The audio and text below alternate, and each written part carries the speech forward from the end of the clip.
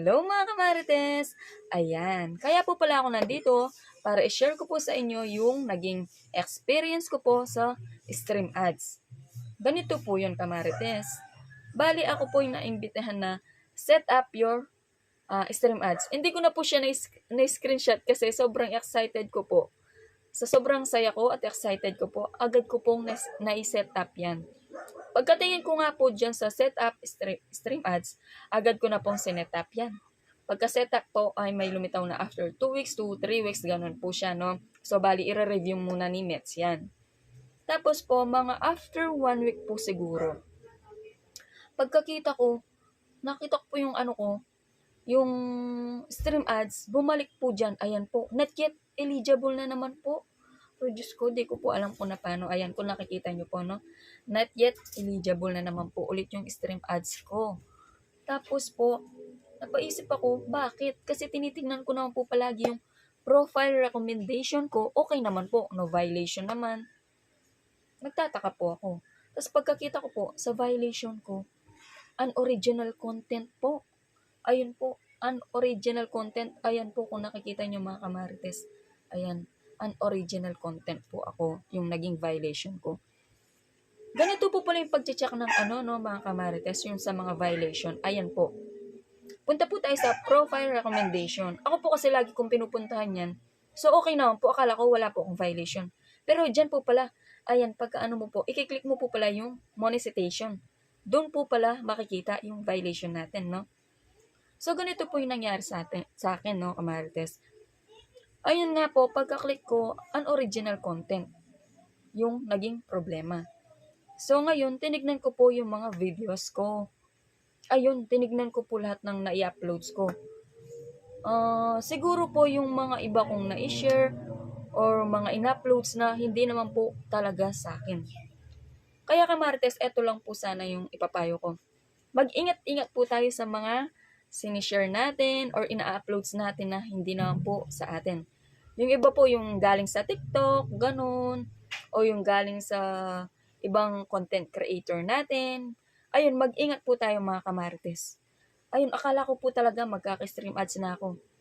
Ayun, not yet eligible na naman po. Bumalik po siya. Not yet eligible ulit. Ayun po mga kamarites.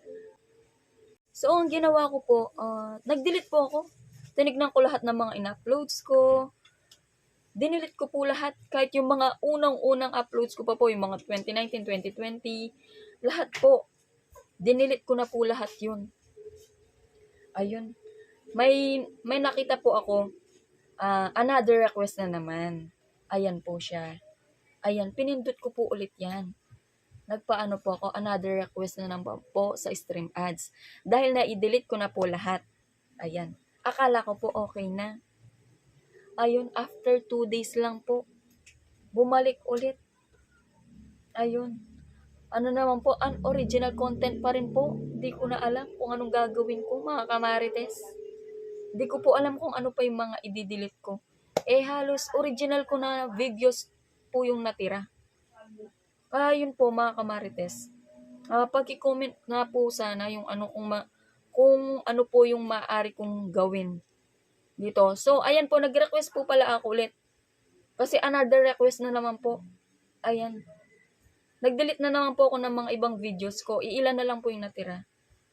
Ayan mga kamarites. Ano po. Nag-another request po ako. So, sana po, maano na po tayo, no? Ma-approve na po tayo, no, mga kamarites.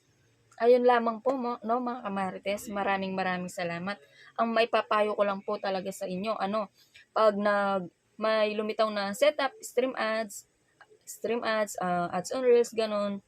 Mas maigi po na i-review nyo muna po lahat ng mga videos nyo, mga nai-uploads nyo, kung wala po talaga kayong violation. Mas maganda po yung i-check nyo muna yung monetization po natin, no? Kung wala po talaga tayong violation. Tapos po, mas maganda po pala yung yung original po natin na videos yung nai-upload natin, no, mga kamarites. Na kahit ano lang po yan, kahit konti yung views, ganun, okay lang po yan. Basta importante, original po yan. Mas maigi po pala yun.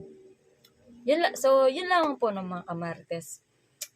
humihingi rin po sana ako ng tulong sa inyo mga ah, ka-content creator ko. Ano po, kung ano nga po yung pwede kong gawin. Kasi po, na-delete ko na po lahat ng ano, sa tingin kong hindi naman po sa akin yung mga videos na yun mga kamarites. Kaya ayun po, kung may alam po kayong kailangan na gawin, i-share nyo po sana sa akin, i-comment nyo po sana dyan sa comment section natin no, mga kamarites. Kaya, yun lamang po mga kamarites. Oh. Maraming salamat po. Thank you po.